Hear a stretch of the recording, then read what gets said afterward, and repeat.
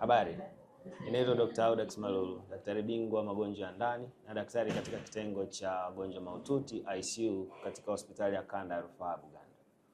Leo nitaongea kidogo kwa ufupi kuhusu shinikizo la juu la damu, wengi tunaifahamu kama high blood pressure.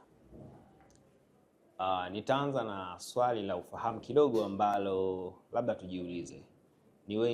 Ni wangapi katika jamii zetu huwa tuna tabia ya kukagua mabomba ya maji nyumbani ili kuona kama yamepata kutu au yameanza kuwa dhaifu?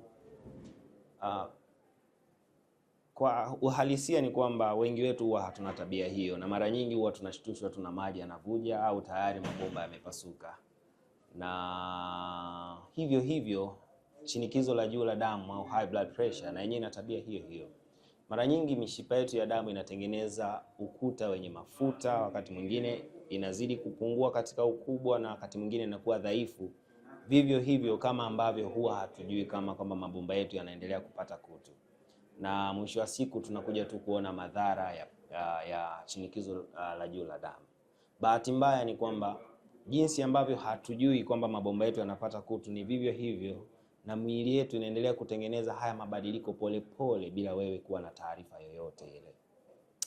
Na kwa hivyo tunasema shinikizo la juu la damu au high blood pressure ni muuaji wa kimya kimya.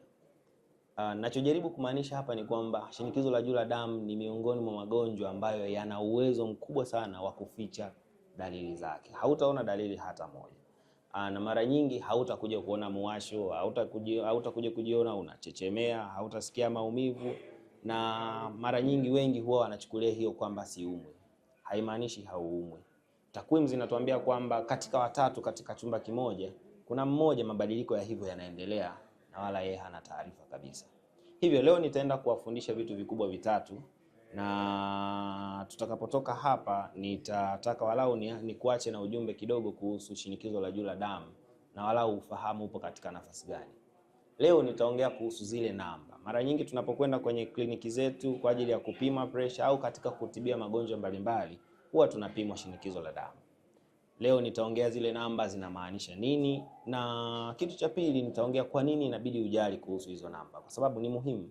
Wengi wetu huwa tunaishia tu kufahamu okay, namba yangu ni hii, na ukitoka kliniki umesahau kabisa.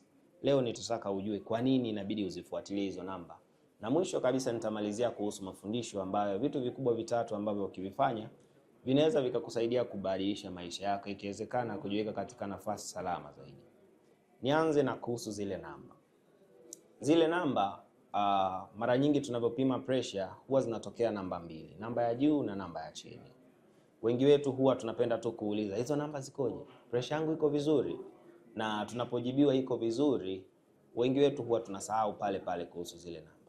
Nitatolea mfano. Kwa mfano umeambiwa pressure yako iko 120 labda kwa 70. Mara nyingi kipimo chetu cha pressure ni kama hiki. Namba ya juu labda tuseme ni 125 na namba ya chini ni 78. Maana ya hizi namba ni nini? Hii namba ya juu mara nyingi huwa inamaanisha msukumo mkuu wa damu, kwamba moyo wako unasukuma damu kuelekea katika maeneo mbalimbali ya mwili wako. Sasa hii namba ikiwa juu inamaanisha nini? Nitaeleza baadaye namba ikiwa juu inamaanisha nini, lakini kwa hapa naomba ufahamu kwamba inapozidi 140 inamaanisha kwamba hii namba iko juu. Namba hii inapozidi 140 au ikiwa juu inamaanisha moyo wako unatumia nguvu kubwa sana kusukuma damu kuelekea kwenye maeneo mbalimbali ya miili kupitia kwenye mishipa yako ya damu. Na hii namba ya chini inamaanisha kwamba moyo wako umepumzika na sasa unakusanya damu kwa ajili ya kuituma tena kwenye maeneo mbalimbali ya mwili. Hii namba inapokuwa kubwa inamaanisha mishipa yako haitanuki vizuri kuruhusu damu kurudi kwenye moyo ili iweze kutumwa kuelekea katika maeneo mbalimbali ya mwili.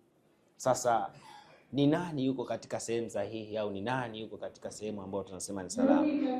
Kwa kawaida miongozo mbalimbali inatuelekeza kwamba shinikizo la damu la juu huwa limetengwa katika makundi mbalimbali. Lakini pressure pia huwa au shinikizo la damu sio namba moja. Sio 120 kwa 70, sio 130 kwa 90, hapana. Mara nyingi ili tuseme yuko mtu yuko katika kiwango salama, tunasema ile ya juu ikae kati ya 90 na 120. Ukijikuta katika mazingira hayo, wewe uko salama.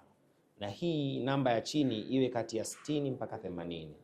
Yeyote anayeanza kutoka katika 120 juu ya 80 kuelekea mbele, huyu sasa ameanza kuingia kwenye aidha eneo la hatari au tayari kashaingia katika kundi la shinikizo la damu. Na maanisha mtu atakayetoka katika 120 mpaka 130, huyu yuko katika kundi la hatari. Lakini pia anayetoka katika 80 mpaka 89, huyu naye pia yuko katika kundi la hatari. Na yeyote atakayezidi 140 na kwa chini iko 90, huyu yuko tayari kwenye kundi la shinikizo la damu.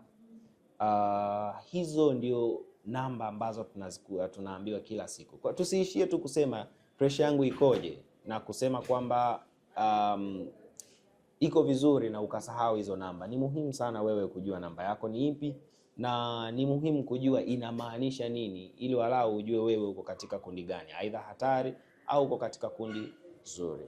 Kitu cha kwanza kabisa, una uwezo mzuri sana wa kujikinga ili usipate shambulio la juu la damu.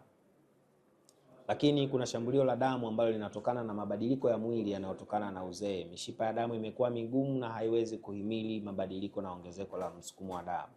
Haya tutahitaji kutumia dawa. Ni wajibu wako kwako wewe mwenyewe kutumia dawa vizuri kama unavyoshauriwa, ili walau usiingie katika madhara makubwa yenye gharama kubwa sana katika kujikinga. Lakini kitu cha tatu ambacho nitahitaji uondoke nacho, wajibu wako kwako wewe mwenyewe ni lazima ujue namba zako ni zipi. Zifahamu namba zako na chukua wajibu wako mzuri wa kutumia dawa. Pressure sio sentence ya kifo. Ukipata pressure sio lazima ufe.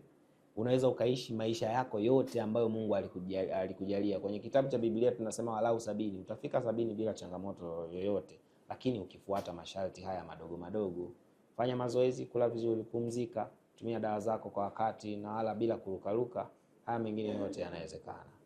Karibu sana katika hospitali ya Kanda ya Rufaa Bugando. Tunatoa tiba, tunatoa huduma kuhusu magonjwa ya pressure, lakini hata wakati mwingine tunatoa elimu. Kwa hiyo kwa elimu zaidi, karibu katika hospitali yetu, utayapata yote katika ukubwa wake. Kwa leo naomba niishie hapo. Asante sana.